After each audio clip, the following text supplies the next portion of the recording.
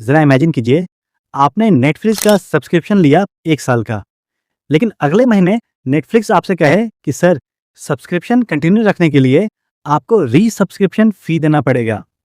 अजीब लगेगा ना? लेकिन इंडिया में करोड़ों पेरेंट्स के साथ हर साल यही होता है। बस नाम नेटफ्लिक्स नहीं, स्कूल होता है। और अगर आपने प्राइवेट स्कूल की फी रिसिप्ट देखी है तो शायद आपने इसे नोटिस किया होगा। लेकिन असली सवाल यह नहीं है कि फी ली जाती है। असली सवाल यह है कि यह फी हर साल क्यों ली जाती है। भारत में लगभग हर पेरेंट्स अपने बच्चे के फ्यूचर को लेकर एक चीज मानता है, अच्छा स्कूल, अच्छा फ्यूचर। और यही बिलीव भारत के एजुकेशन सिस्टम को शेप करता है। आज देश में लाखों प्राइवेट स्कूल्स हैं और करोड़ों पेरेंट्स हर साल अपने इनकम का बड़ा हिस्सा स्कूल फी में खर्च करते हैं, क्योंकि उन्हें लगता है यही इन्वेस्टमेंट उनके बच्चे का फ्यूचर बनाएगा।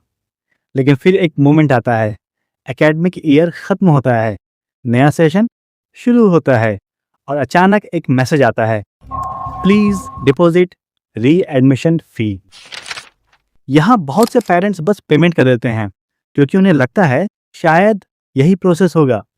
लेकिन अगर आप इस सिस्टम को थोड़ा गहराई से देखें तो एक इंटरेस्टिंग पैटर्न दिखाई देता है।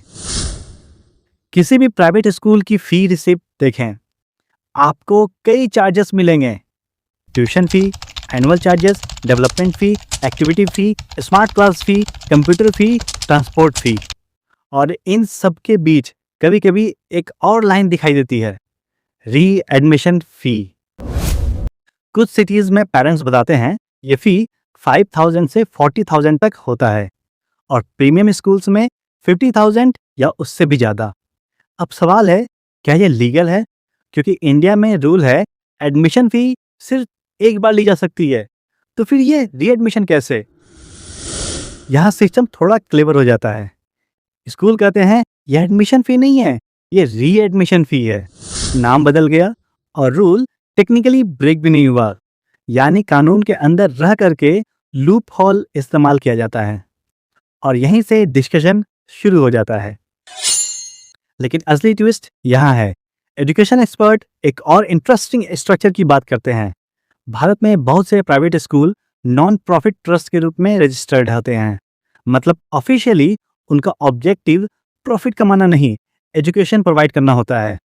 लेकिन स्कूल का एक्चुअल इकोसिस्टम कभी कभी काफ़ी कॉम्प्लेक्स होता है।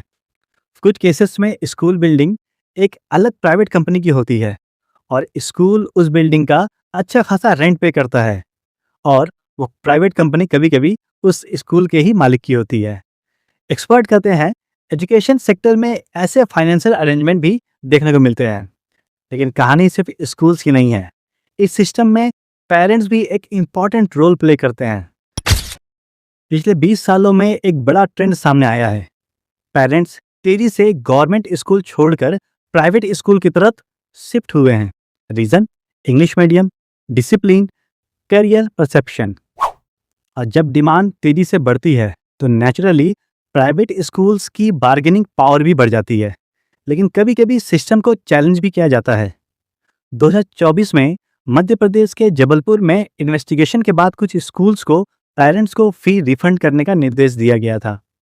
रिपोर्ट्स के अनुसार करीब 74,000 स्टूडेंट से ली गई एक्सेस फी पर करीब 54 करोड़ रुपए तक रिफंड का आदेश दिया गया था। इसी वजह से कुछ पेरेंट्स अल्टरनेटिव एजुकेशन मॉडल भी एक्सप्लोर कर रहे हैं, जैसे ओपन स्कूलिंग, हाइब्रिड लर्निंग, जहां स्टूडेंट घर से पढ़कर बोर्ड एग्जाम दे सकता है। लेकिन इसमें भी चैलेंजेस है। डिसिप्लिन मेंटेन करना, सोशल इंटरेक्शन कम होता है, इसीलिए हर फैमिली के लिए प्रैक्टिकल सॉल्यूशन नहीं है। लेकिन पेरेंट्स के पास एक ऑप्शन जरूर होता है। अगर एक पेरेंट सवाल पूछे तो स्कूल शायद इग्नोर कर दे, लेकिन अगर कई पेरेंट्स रिटन कंप्लेंट करें तो अथॉरिटीज को नोटिस लेना पड़ता है, क्योंकि कई स्टेट्स में फी रेगुलेशन कमेटी बनी हुई है और कुछ मामलों में ये कमेटीज इन्वेस्टिगेशन भी करती है। एक और तरीका है जो कुछ पेरेंट्स ग्रुप इस्तेमाल करते हैं। पेरेंट स्कूल मैनेजमेंट से लिखित में पूछ सकते हैं कि रीएडमिशन फी किस रूल या किस पॉलिसी के तहत ली जा रही है और एजुकेशन डिपार्टमेंट में आरटीआई डाल सकते हैं। क्या ये फी स्ट्रक्चर को अप्रूवल मिला हुआ है या नहीं? जब सवाल रिटन रिकॉर्ड में आते हैं तो कई बार अथॉरिटीज भी सिचुएशन को रिव्यू करती है। सच यह है, स्कूल सिस्टम में सबसे बड़ा स्टेक होल्डर कोई और नहीं, पेरेंट्स ही होते हैं। लेकिन फर्क एक चीज से पड़ता है, जब पेरेंट्स अलग अलग सवाल पूछते हैं तो आवाज छोटी रहती है, लेकिन जब पेरेंट्स इंफॉर्मेशन के साथ ऑर्गेनाइज तरीके से बात करते हैं तो सिस्टम में ट्रांसपेरेंसी की मांग ज्यादा मजबूत हो जाती है। क्योंकि आखिर में स्कूल बच्चों को पढ़ाता है, लेकिन सिस्टम चलता है पेरेंट्स के भरोसे और पेरेंट्स के पैसे से। All the best.